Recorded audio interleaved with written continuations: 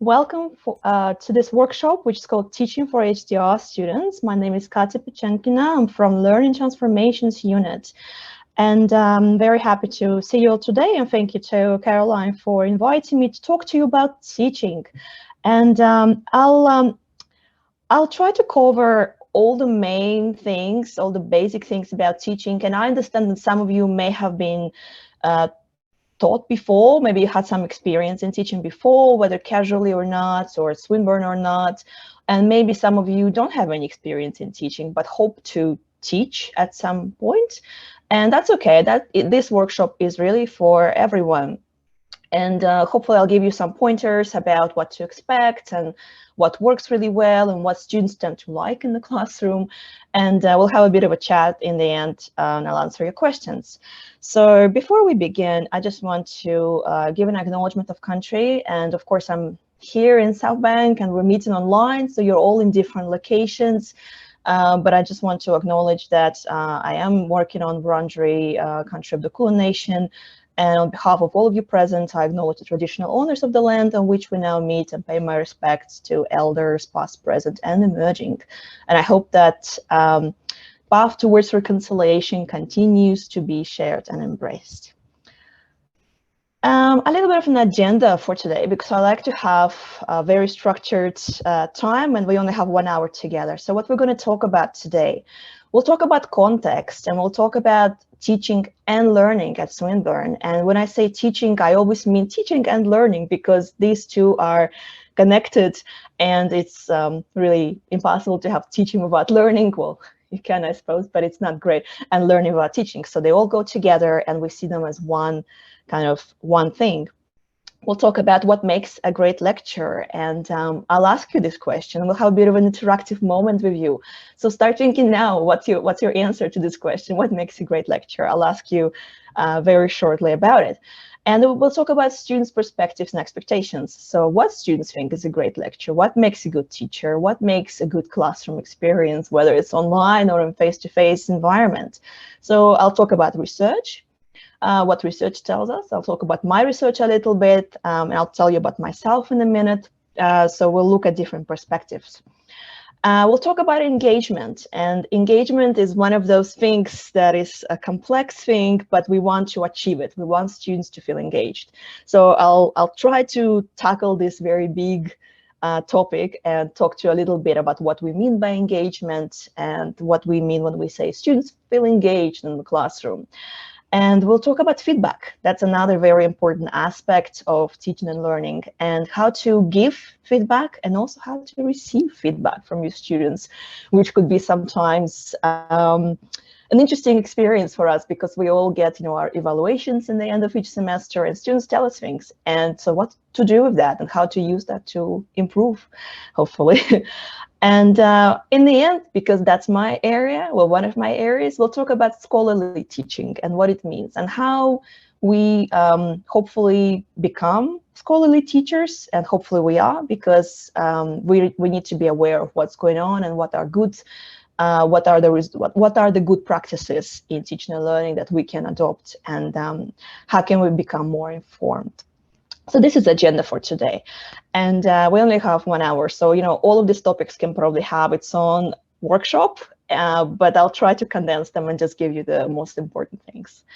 So a little bit about myself, because I'm your presenter. I think this is the first time I'm presenting to you, to your cohort, and I'm grateful to Caroline for inviting me. But I don't normally get to talk to HDR students, because where I'm based at LTU, we are primarily staff-facing units. So we deal with academic staff and lecturers. But yeah, I'm grateful to be here. So about myself, I'm an immigrant. I came to Australia quite a while ago now. I did my PhD in cultural anthropology at University of Melbourne. I finished in 2014 and came to Swinburne in the same year.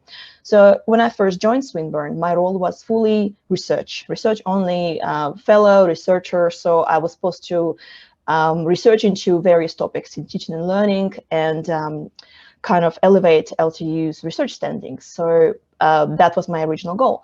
But then I wanted to teach. I finished graduate certificate in teaching and learning, and I kind of volunteered to teach. And I first came in as a teacher, and then I became a convener of several units within this degree.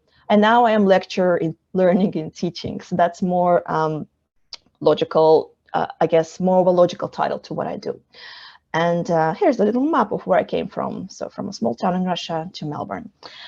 And about my research. So like I said, and this is a little word cloud I've done based on my article titles. I think this was an interesting exercise because, of course, you can see higher education is my main topic. So all the other things kind of floating around it. But my main site of research, my main field of research has always been higher education. So I was always interested in university experiences of different students. My PhD looked at indigenous academic success. So I worked with lecturers, academics, and scholars, including indigenous scholars, indigenous students, and we talked about what it means to be academically successful. So that was my original kind of field of research. It has to do with critical theory and ethnographic work. And after that, when I came to Swinburne, I started looking more into teaching and learning, but also from this critical perspective. So I'm interested in pretty much everything that has to do with teaching and how to teach effectively, different learning designs, you know, face-to-face, blended, or online. So all of that interests me from the perspective of how students and academics perceive it, how they engage with that, and what it all means for teaching and learning. Now, going back to Swinburne, so that's a little bit about me, so you know what I'm all about. And now context at Swinburne, teaching and learning at Swinburne. So we're all at Swinburne, which is a dual sector university, and we have a very big PAVE sector, which is pathways and vocational education as well. And we are an institution that's inspired by everything that has to do with technology and innovation. And we pride ourselves on strong engagement with industry and community. And currently, and this changes every time we have a new strategic planning session, but at the moment, what we focus the most in teaching and learning is graduate employability, digital first, and high quality teaching staff. So graduate employability means that we want our students to be exposed to industry, to work while they're studying. So when they graduate, they're all going to get jobs. You are all going to get jobs. That's our goal. Digital first, that means that we put our digital experience first and make sure that we design and deliver our learning in a way that's effective and it doesn't disadvantage students because we can't do face-to-face at the moment because of the pandemic. And high quality teaching staff, that's one of our goals, one of our focuses at Swinburne. What does it mean? What is high quality teaching staff? So we'll talk a bit about that and what it means. And of course, because right now we're still in the pandemic. And so what does it mean? What does it mean when we say COVID normal? So at the moment, we are ready to shift to remote delivery as needed. So right now we meet with you online and a lot of our lectures happen online. When we are allowed to be on campus, it's at the moment in small group, high value settings. So we want to maximize the time we're on campus. So that's what Swinburne is all about at the moment. And I think it's interesting how we conceptualize ourselves as an institution. And I'll talk about what it means for teaching and learning, actually. So moving on, who are our students? So that's important because we always say you need to know your cohort to teach them better, to have a better experience for them. So this is a bit of some numbers about where our students are based, some gender and part-time and full-time information. So, but one thing to take away from here is most of our students are part-time, they have jobs. Most of our students are a bit older, they're not direct school leavers, so we're talking about 25 and up. We call them mature age learners, and there is a drop in international enrollments, unfortunately, because of the pandemic. So these are some of the key characteristics of our students. And this is something to keep in mind when we teach, because we want to deliver the best experience to the cohort, the most appropriate experience to the cohort. And these are our students. This is our key trend. These are our key trends. Now, okay, question to you, to the public. What makes a great teacher or lecturer? Well, lecture because we're in higher education, and I want this to be a bit interactive. So how about you type your answer into the chat? What do you think makes a good lecturer? What is the key quality? What is the key skill? What is the key attribute? Before we move on, I want to know what you think. So I'll just do this so I can see what you're typing. And hopefully somebody will type something. Engaging, passionate. Yes. Yes, these are all important things. Communication. That's right. All of these things I'm going to cover in my presentation, so you are reading my mind. A good lecturer is one who can deliver to all the students effectively. Yes, that's a very good point, that we don't ignore or don't exclude our students. And you'll find, I'll talk to you about this, that when students feel excluded, when they feel isolated, it's going to reflect in the way they experience the classroom, and it's going to reflect in what they write in their evaluation surveys, which is something that I'll also cover. All right, well, I'll go back to my slides, but feel free to put in the chat and I'll check a bit later. But hang on, let's do this play from current slides. There you go. So I asked you the question, you gave me some answers, which are all great. It's a funny picture that I found of what makes a great lecture. So what do students say? What makes a great lecture? So I found some interesting quotes from some research. This is not a super recent article, but I think it's still reflective of the contemporary situation. So this research is telling us it's a combination of lecture subject knowledge, willingness to help, inspirational teaching methods, but also being humorous and able to provide speedy feedback. Okay, so a bit of everything. All of these are important things. Another research, which is a bit even older, but still I think is fairly correct in what I've been finding myself. Again, students appreciate lectures who know their subject, are organized, interesting to listen to, flexible in delivery, sympathetic to individual student needs, and easy to be with. So that's a lot, isn't it? So I don't know what you think, but to me, this sounds like a combination of things, right? So it's about personal characteristics of a person, you know, how likable you are, how funny you are, and also you have to be an expert in your field, of course, you know, or students have to perceive you as one at least. So you have to be really, really good at what you do, but also sympathetic and nice and flexible and easy to go, you know, to be with. That's a lot. So keep that in mind. So this is from research of other people have done on the topic. What about my research? I don't want to talk too much about it because I've done a lot of different things, but I kind of went through my articles and picked out some bits and comments that could be relevant. So here's one thing I found. So this was a study of the effectiveness of a blended design.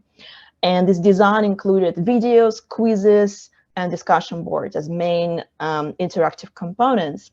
So we found that students really liked videos and quizzes because it allowed them to revise and clarify material, especially before exams. And they really didn't like discussion boards and found them useless.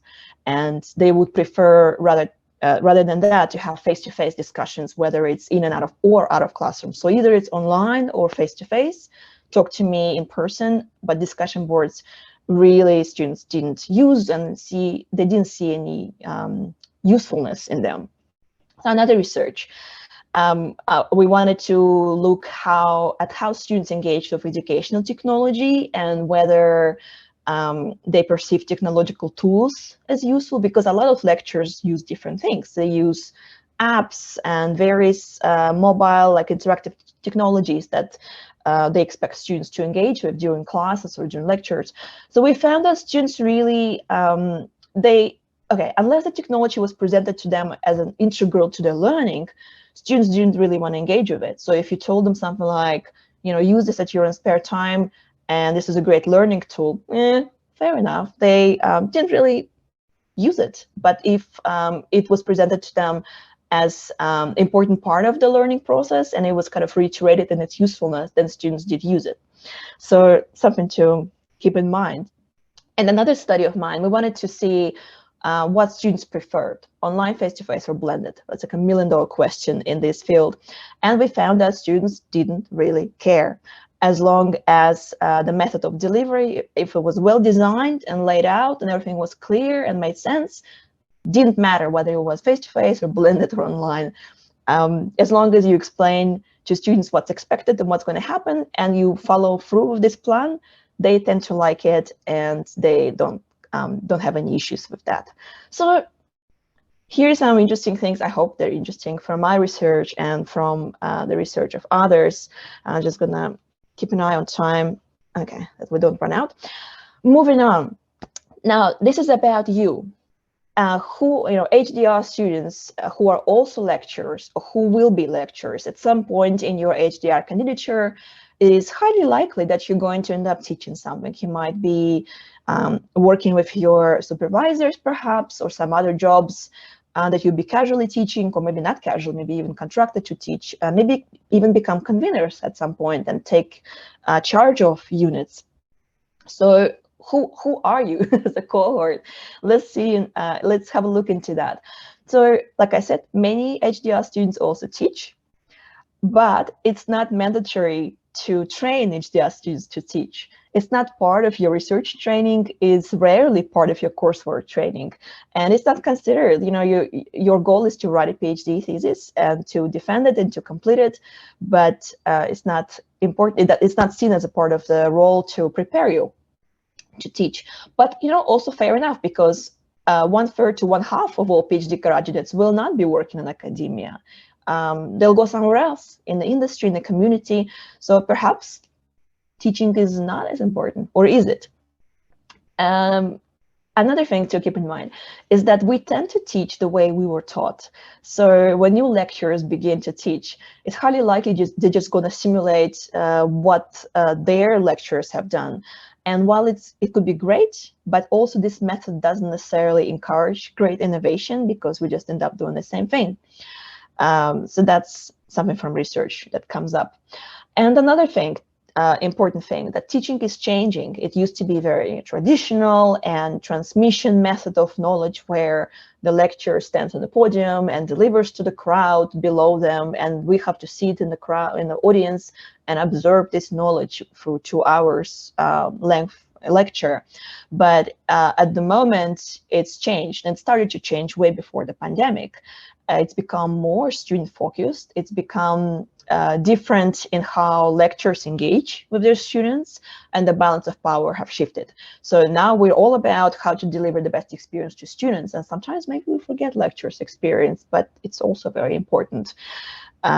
Yeah, so this teaching is changing and will continue to change. Now, engagement. It's one of those topics that we like to talk about, and there's a lot of research about engagement, and we talk at Swinburne how students need to be engaged. But what does it mean? What do we mean when we say somebody felt engaged? So these are some things that come into this, and how to make students feel engaged or engage them better. One of that aspects of that is understanding who your students are. So get to know your students. The first week of the semester, we usually spend getting to know each other. So, listen to what students tell you, see where they come from, what they expect from this unit, what kind of background they have, whether they worked somewhere, whether this is their first experience in higher education. Listen and maybe make a note to yourself mentally or on paper, whether you can shape some examples to fit what students have told you, or you can somehow talk about a topic in a way that's relevant to them. Another important thing about engagement is to set expectations from the start. So I find in my own teaching, and research tells us that all these things, like how you're going to communicate with students, when you're going to be online, when you're going to be available to them, how you're going to expect them to contribute to discussions, how you're going to respond to their comments on discussion boards, if that's what you're using. Expectations need to be set from the start and reiterated kind of throughout, so students know what to expect. And when you don't deviate from that expectation, that's a good thing, because they know that every Monday you're going to do something, or every Friday you're going to give them some kind of summary. And it's important to stick with that. So you set up this kind of routine culture of certain type of learning. Now, all of that, it doesn't matter what mode of instruction you're doing, whether it's face-to-face, online, or blended. Like research that I showed you before told us that as long as you're consistent and you do the same thing and you set their expectations from the start, it doesn't really matter how the unit is designed, as long as it's all clear and students know what's expected of them. That goes a lot for assessments. Students really need to understand how assessments work and what you expect of them. And you're going to get a lot of questions about assessments, because that's what, that's when they get their mark.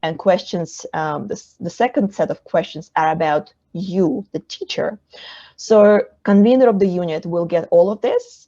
You as the teacher will probably only see the things that have to do with you. So we asking students their overall satisfaction of the unit. And again, satisfaction is not learning necessarily. Satisfaction is their perception of things, right? But we measure student engagement, how students felt while being in this unit. And some might argue doesn't necessarily reflect whether they have learned well, but this is what we currently measure at Swinburne, and it's similar amongst other universities. And this is what we ask them in regards to you. How satisfied are you with teaching by this staff member? How well this person communicated information? Somebody mentioned communication in the good attribute of teaching. There you go, important one. Teaches in a way that motivates and inspires. You have to be passionate and motivational and inspiring. And you have to be timely and answer questions and concerns in a helpful and timely manner. That's an important one. So students expect you to get back to them fairly quickly. Don't wait weeks to respond to emails. And then students get, they mark you, I think it's a scale from 1 to 10. So minimum is 7, expected is between 8 and 9. And if you scored above 9 and above, you're aspirational. That's what Swinburne wants to achieve, ideally. So this is something you get to deal with once you teach. You get a report at the end of the semester, and you get to see what you've done, and you get to see some written comments from students. So the next question you might have is, so what do I do next? What do I do with this feedback that I get? Well, you can use it to improve your teaching. So one thing to keep in mind, especially when you see your comments, individual comments, is don't take it personal. It's probably not about you. I can guarantee it's not about you, probably. But also look for patterns, other recurrent criticism in student comments. Have they said something over and over again? Then probably that's something you could look at as a way of improvement. So, for example, how did you present? Some people read out slides of lectures, and maybe that's not the most important or engaging, not the most interesting way of presenting information. Maybe you talk too fast or not too clearly. Maybe you could have explained things better. These are just examples. Did some students feel excluded from discussions? Another comment from you was not to exclude everyone. Well, there you go. And it's difficult when you have a cohort of 100 or hundreds of students. It's easier when you have a small cohort and a small group to get everybody to participate. Did you welcome and respect all of students' input and questions and ideas, and didn't just disregard someone's comment because you didn't know what to do about it, or just you didn't know how to answer? And some things to keep in mind, that also to take this with a grain of salt, because maybe you haven't done anything wrong, but there are certain biases that exist in how students evaluate their lectures. And we know that women, people of color, and people of different diverse backgrounds, people with accents, have been evaluated more critically in the past. For example, women are expected to be nice and friendly and not very authoritative. And when students say things like that about you in comments, take that with a grain of salt, because we may not be aware of these biases, but they do exist. And another thing is to keep in mind, when students make comments, sometimes their expectations may be impossible to address. It could be impractical, it could be very far from reality. And sometimes students complain about things that are not within your control. And also keep in mind that you're not going to be unit conveners to begin with. Probably you're going to be teaching with somebody else as a convener. So there's only that much you can change as a teacher in the unit. And here are some strategies, and don't feel overwhelmed. These are just examples how to address feedback. And I'll focus here on quick fixes, because this is something you can do as a lecturer, as a teacher. Longer term fixes probably require convener's approval, which they involve doing some changes to the unit structure, to assessment structure, and that you can't really do that, or changing rubric. But you can do some things too. You can, for example, in your weekly communications with students, include some learning plan and checklist for each week. That's something my students have asked. Can you give us what is your expectation for this week that we should have achieved? You can change the way you lecture. If you're talking too fast or talking too slow, or pace yourself, or maybe lecture is too didactic. Right now we have only 1 hour with you to get through this material. And I have introduced one interactive moment in the beginning, and then we'll have time for questions. So that's all I can do really in an hour. But maybe you can think of other interactive ways to engage students. Maybe you can use technology. Maybe you can use mobile app to gauge their understanding of the topic. And sometimes, because our students are part-time and mature age learners, likely have jobs, likely have some family responsibilities, they will maybe struggle with workload and activities. So you can invite them to reach out to you if you have the time and capacity to discuss their concerns with them and maybe help them to shape their learning strategy. And again, if you have a smaller cohort, it's easier to do. When you have a huge cohort, it's harder to do. So it really depends on what your situation will be with teaching and learning, what kind of unit you're going to get. But here are some strategies and longer term fixes. You may want to bring some things to the attention of your unit convener. And you can tell them that I've noticed this, and they're going to see it from the unit, from the student service anyway. But perhaps with the next iteration of the unit, things can be changed, like streamlining the rubric. Students want to see more specificity in requirements of the rubric. That's one thing that I've noticed, that if it's too generic, they don't like that because they don't know how to address the rubric's criteria in the right way, in the correct way, in a way that will get them higher grade. Exemplars, students love exemplars. And this is something you could do actually to introduce it in your weekly communications with them, something that students in the past have addressed this topic in this way. But don't give them too much, because then students might try to copy that. So we don't want it either. You want to encourage creativity and interpretation of the mark. But yeah, these are bigger changes that may need approval, but something to consider and maybe recommend for the future. And of course, towards the end of the presentation, like I said, and you can see all the quotes already, there's no mystery here, but my background at the moment is scholarship of teaching and learning, which means everything that has to do with how to teach better, how do learners learn, what is the most effective way of doing something, whether it's online or blended or face-to-face. So what I want to kind of leave you with is that every teacher ideally is a scholarly teacher, which means that you use literature, you engage with literature, you go to presentations like this one to learn about best practices in teaching and learning, and you are reflective. You look at your own teaching in a reflective way, maybe in a critical way, and you always try to improve. And improvement comes from being informed, being aware of what's going on. So all academics who teach, well, they are, and they should be, scholarly teachers. So you always look at it with the point of improvement. But what's the difference between scholarship of teaching and learning is that the next stage, if you want to make it your discipline, you can publish about it. You can write articles and report about your findings, about what works best for teaching and learning, and then you become a scholar of teaching and learning. Again, it's not for everybody, and you might end up, if you are in academia, you might just stick to your discipline, whatever that might be, and you just publish within your discipline. So, if you're a communications major and you teach and research in communications, that's all you publish about. But also, if you teach in that field, you may consider becoming an author of articles about that, about SOTL, as we call it, Scholarship of Teaching and Learning. So these are just some things to leave you with, and this is kind of what I do. That's what I am. That's what my role is. And to bring to your attention, I come from LTU, and we have a lot of different PD, and there are a lot of in-depth seminars and workshops about feedback, about group work, about online learning design and universal design that talks about different aspects of making experience more accessible and more inclusive. And there's so much going on.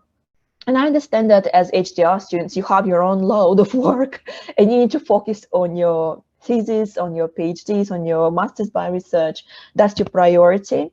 But in the future, perhaps when you start to teach and you want to be up to date on different teaching practices, and you want to constantly become better and better, these are some things to consider. And in the end, you can see GCLT higher education. That's our degree out of LTU. And I teach within that, and I teach one of the units that deals with quality teaching. That's why this is kind of my area. And I think that's my presentation. And I wanted to leave, 20 minutes for questions. So I'll just click to the end. And if you want to give me some feedback in the end of this presentation, you should be able to do it through this feedback survey. But really, that's all my presentation, and I'll have a look at your comments now. But if you have any questions, go ahead, and you can feel free to talk. Feel free to type. I do have a question about the graduate certificate in learning and teaching. Yeah. So I've been really interested to do it, but they say it's not available for international students. I wonder if there's any international student that are actually doing it. Well, I think Caroline will probably answer more precisely for your specific situation. But from my perspective, I think PhD students, I've had some in the past enrolled, and it's possible. I think you need to have permission of your line manager or your supervisor to enroll. And if they're okay with that, that's okay, because it's actually free for staff members of Swinburne, including casual staff. But I think you as a PhD student, your priority should be your other graduate certificate that you do for your coursework. Maybe I'll let Caroline answer this one, because I don't want to lie. I don't want to say incorrect information. Caroline, do you want to answer this? Yeah, look, there's just this rule across the university, which is pretty much across all universities, that you can only enroll in one course at a time. And this is designed to stop people doing a Bachelor of Arts and a Bachelor of Business at the same time. But the challenge with that is that it ends up being applied to you being enrolled in a HDR program. So you kind of can't enroll in to be doing your PhD or master's and enroll in another course at the same time. And the graduate certificate counts as another course. So that's an overall rule. But we have been able to make exceptions sometimes in the past, depending on where you're at in your PhD, and depending on if the Dean of Research will sign off on that. So it's kind of a case-by-case basis. And you can't switch out units in the graduate certificate research innovation management with, you can't take these units in the graduate certificate of learning and teaching as an elective, only very, very rare circumstances. But I think that's just something we would really love to change. Yeah, because thanks, Karen. I have to say, one of my PhD students was a bit disappointed about that she couldn't take as electives some of the subjects in our grad cert, GCLT of higher education, because she really wanted to take because we have some online teaching online, different learning environments, and she's like, oh, this would be perfect for me, because that's something I don't know much about. And I did a bit of investigation for her, and I said to her, no, unfortunately, at the moment, no, you have to stick with these electives that currently, because you're art students.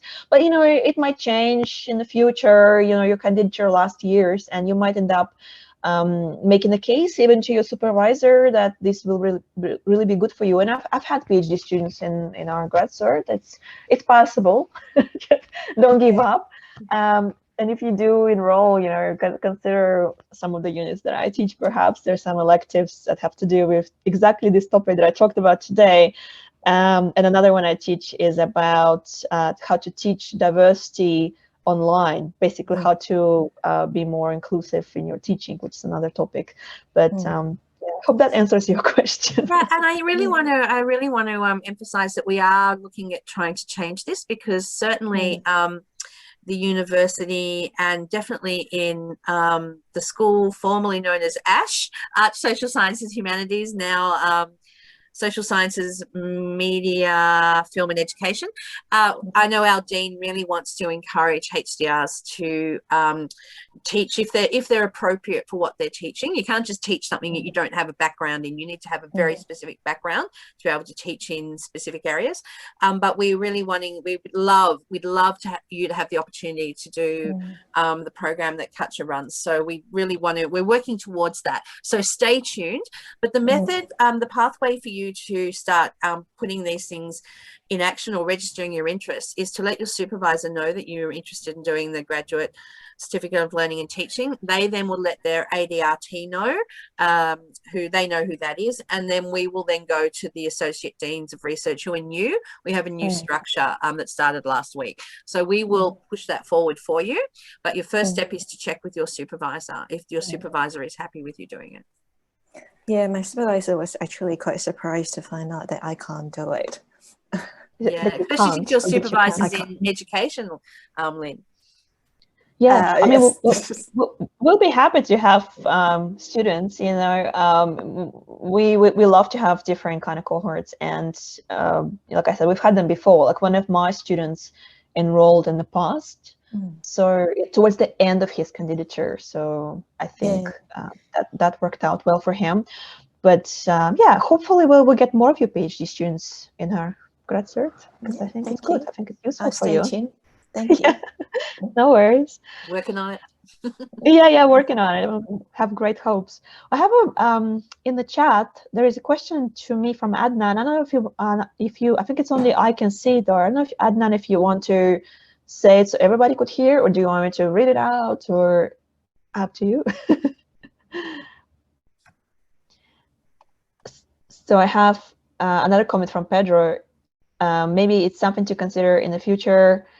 Simple question. Do you have a technique to memorize students' names and its research topics and method to connect with young students, because there's a generational gap? The good thing about, I mean, it's a really good question, because this is one of the things about being more inclusive and engaging is that you remember students' names and don't confuse them. The good thing about, the useful thing about my teaching is that I teach only online, and I teach to small cohorts, fairly small cohorts, like 30 students. If I get 30, it's quite a lot actually for me. So I do manage to remember their names. I know who they are, because we have our introductory seminars, and every week I try to have some kind of online engagement with them through Collaborate Ultra on Canvas. So we do a weekly thing where we meet and talk about things that they have questions about, or I explain assignments. So I learn names naturally. I don't know if I have the technique for that. I'm sure you can learn, you can find out some like mnemonic devices how to learn names, but it's not my expertise, so I won't tell you I have a bit of a trick actually, Katja, and I think that you're right. Like when you're teaching online, the great thing about that is that I don't know, I think for most online platforms, the student's name appears, or the name that they use for that account appears in the window, and that makes it really easy. It's funny with on campus with tutorials. So you start off with 24 students in your class, and it often drops down to 15 or whatever, because some students don't come every week. Naughty students, but that's okay. What I found is that students tend to sit in the same spot every week. Right, I don't know, it's just a thing that within like very rare do they move seats. And so what I do is that I get them to put the roll, do a roll. I give a piece of paper around. I start at the same spot every week, and then they pass that around, and I just kind of keep an eye on where the paper is. You'll find it goes to the same way every time, and then I get the list back, and I can kind of look, and I might know. Probably I'll ask everyone's name at the start, but I can't remember everyone's. So I'll remember a couple of them, and then I can work out where the other people are sitting on according to the person's name that I recognize. I can work back through my list. Oh, the person who I want to ask something is 3 people away from Sam. I know Sam, so I'll count 3. hilariously how accurate that becomes. People do not like moving seats. Unless they change seats, and then you're in trouble. Yeah, but they often don't. So, but then if you want to do something dynamic, like move the classroom around, like if it's a really quiet class, often we'll change the room spacing. So sit in a circle if appropriate for social distancing. That messes things up a bit. But just getting people to put a name, like write their name on a kind of you know, little tent piece of paper at this for the first 2 weeks helps a lot too. That's a great one. Another just briefly on this topic is that when we have our enrollment lists finalized for grad cert, we actually get like a spreadsheet from our administrator, and she has in that helpful list not only students' actual name, but what they prefer as their first names, their preferred first name, which could be quite different from the legal name. And so that's useful when I write feedback to students. I want to make sure that I obviously use the name that they prefer and not call them something that I want to be called. And yeah, so that's useful. And also when students post on the discussion boards in the first week, if you have any like introductory activity and they say, oh, you say something about yourself, what do you expect to achieve from this unit? And then you see the name they use. So see if that's different from their official name, and be respectful and use that. That's I try to do. If I don't know that, I just go back and check and make sure that's I use that, because that makes students feel more belonging better in the classroom. Now we have a few other questions. So I think Adnan, I'll read out. It's a bit of a long one. So you're an anthropologist. You believe in provoking educational culture among students, and you wonder, on part of your research and PhD, how did you find as an anthropologist regarding community's motivation, inspiration? Yeah, I mean, look, it's been a while ago now, my PhD, and it's been great because I got to talk to a lot of Indigenous scholars, and I was, really part of an Indigenous community on campus, and I got to know everybody. And yeah, you find that some of my findings of my research was that a lot of what we, and I say we as an institution, what university thinks is supportive and what university thinks helps Indigenous students succeed may not necessarily be what actually works. And one of the findings that blew my mind, and this will help you too when you have your preset ideas of what you think your research will achieve, but you might find that findings will just blow it out of the water, and that will be your finding. That's something completely different. I found that students told me that they succeed despite the support offered by the university, and not thanks to it, which is like, we spend all this, all this funding goes into supporting Indigenous students, and they might necessarily see that as useful. So that is something to consider. And that was from one specific university, but it might be transferable to other institutions. And there's very strong culture of success, and there's a lot of emphasis on mentorship, and there's very supportive from inside the community. Indigenous academics spend a lot of time supporting, mentoring students. So these were informal factors that are not necessarily captured by university support services. That was one of my findings. Okay, I hope that answers the question. If not, please feel free to email me. I think there's a question from Damien. I currently teach for Swinburne Online, and I'm wondering what are the key differences between an online and face-to-face. I mean, there are very, very big differences, but there are very big similarities as well. I find that the biggest drawback with, well, not drawback, but the biggest challenge with online is that you don't really get to maybe get to know your students in the way you could have otherwise, because you're separated by the screen. And a lot of students may feel shy to say something, and it's more difficult to engage them, I find, online. Like students, the same students keep coming to online workshops and ask questions over and over again, but then the other half of the cohort, I don't know much about them because they never come. So I think it's, yeah, I think it's fundamentally different, but there are some similarities too. I think it's harder to engage, I think, in online, but it's possible. I think there's a lot of research you can read about that as well, like the differences. And students really can do really good in either structure, as long as you just outline from the start how it's going to go. The student is going to work this way. I appear every Monday and send out an announcement, and I tell you what the week will bring. And then every Wednesday we meet and we talk about what you've learned. So as long as they know when to find you, and you don't take weeks to respond to queries, you should be fine. But I think face-to-face is easier because they get to see you and really know you as a person, and you know them. All right, another question from Sarah. If teaching in person, I tend to write down their names. I think that's what Caroline was saying on the map of where they see it. Yeah, that's right. So that's a great technique. Yeah, and I think this all the questions, unless somebody, we still have like 5 more minutes to go. Yeah, I have a question. Sorry. Oh, Go sorry. for it. Go for it. Is there anything in particular you found in your research that students particularly disengage with, or something that you found that is thoroughly ineffective when it comes to sort of teaching, that's like maybe like a common misconception or something? Discussion boards. Sorry, they just really It's hate funny, it. Katja. Some students do like discussion boards. Depends on the I think it depends on the discipline. Like in writing, a lot of them like it because they get to people that would not want to share their are too shy to share their writing in class, kind of have to, and then they get used to it. But yeah, it's very divided. But I think most, unless it's a discipline where students are used to writing a lot publicly, they don't. And a lot of international students are very uncomfortable, or students who don't feel confident. Sorry, I shouldn't. It's not just international students, but students who don't feel confident about their writing skills and their grammar skills really don't like discussion boards.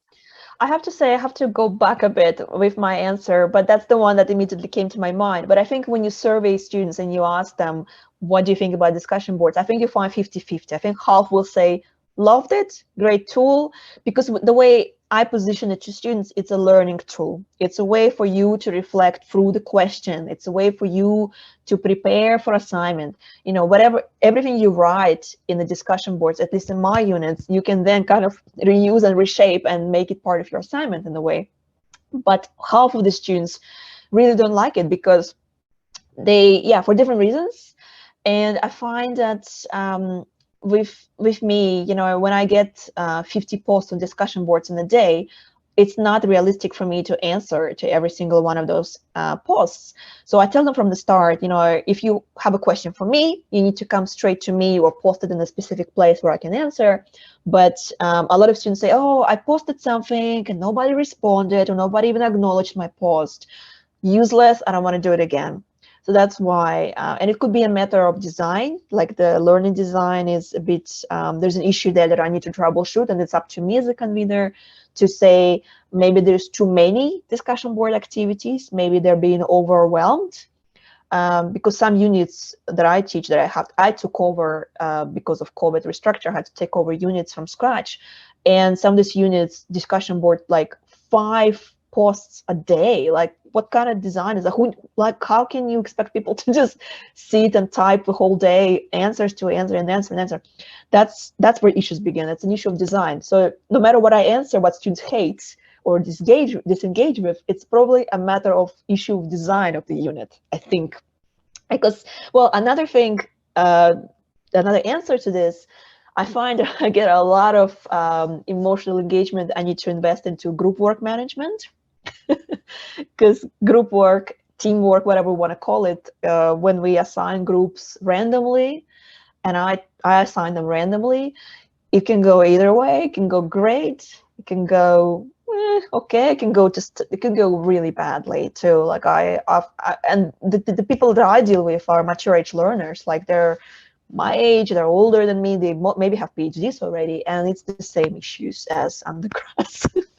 They just really could be clash of personalities and could be disagreements of how to approach the task.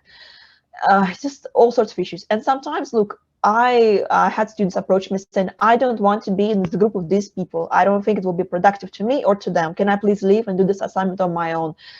Okay, that's fine. It's not ideal, but it's one student out of 30. And I don't want to pressure them to be part of something that they might have more issues in the future. So I let them do assignment on their own. You know, I can afford it because I don't have a lot of students. But if you have 100 students telling you, hate these people, don't want to be in a group with them, tough luck. You have to be in the group.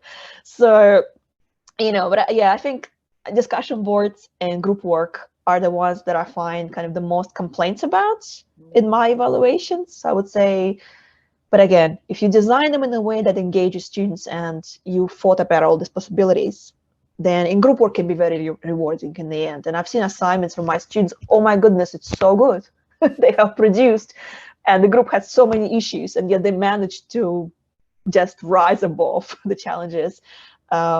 Yeah, so these are the long. I think I was a acting department chair for a couple of years, so I saw every single bit of feedback that every staff member got and every tutor got. And what I saw coming up a lot is that students don't like it when a teacher runs off on tangents, and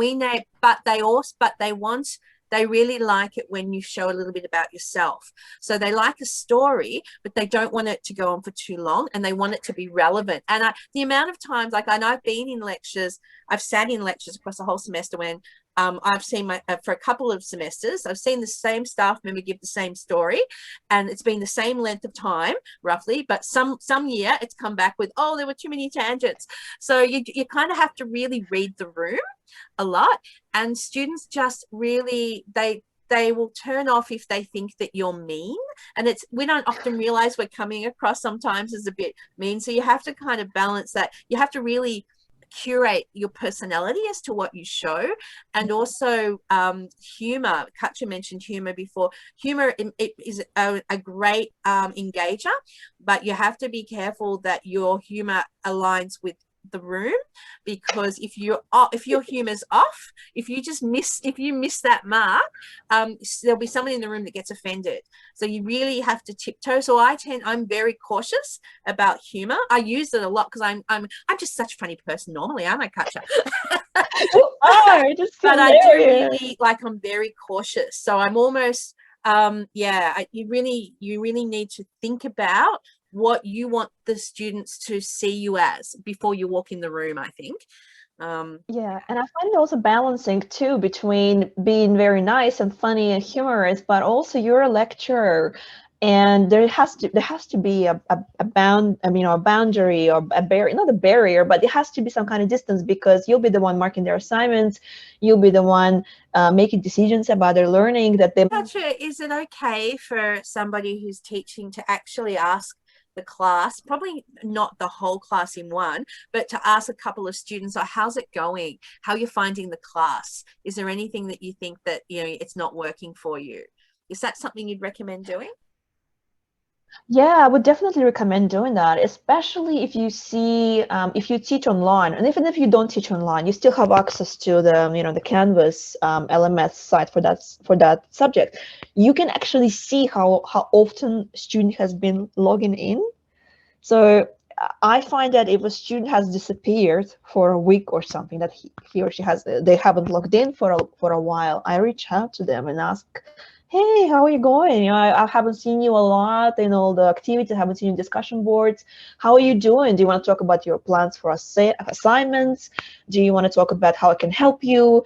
And yeah, I think it's a good idea to reach out, especially if you don't see the student a lot and they're still in your subject, because then it might be a question of, have we provided the adequate, duty of support, or whatever we call it? Have we reached out to this student? And sometimes there's nothing you can do. Sometimes students just have to leave the subject for some reason, and it has nothing to do with you, with their personal reasons. But it's good to reach out and check up on them. One of the subjects that I teach, I offer every student individual consultation in the first 2 weeks, and I want to know what they're planning to write for assignments. I want to know what their plan is now, not one day before assignment is due, but I want to set them on that journey, kind of thinking about the unit in the long term of 12 weeks. And the first assignment is, describing your teaching scenario, teaching innovation you've done. What are you going to talk about? Give me ideas. So yeah, definitely yes. If possible, to reach out. I mean, if you have hundreds of students, I don't know. I think just maybe identify the ones you think are kind of needing it the most, maybe. And I find that what brings students' attention back straight away is when I say, this is important for the assignment. This is important for your assessment. Suddenly everyone perks up. That's a good one. Yeah, that's a good point, because students really want to know that, right? They want to know how you're going to mark. They want to know what you value in assignments. They want to know what previous students, what they've done to get higher grades. And it's kind of like, again, a balancing act, because you don't want to give them too much information like, this is what earned HD in the past, and so they're all going to try to replicate that, and that's not going to encourage creativity among students, right, to interpret.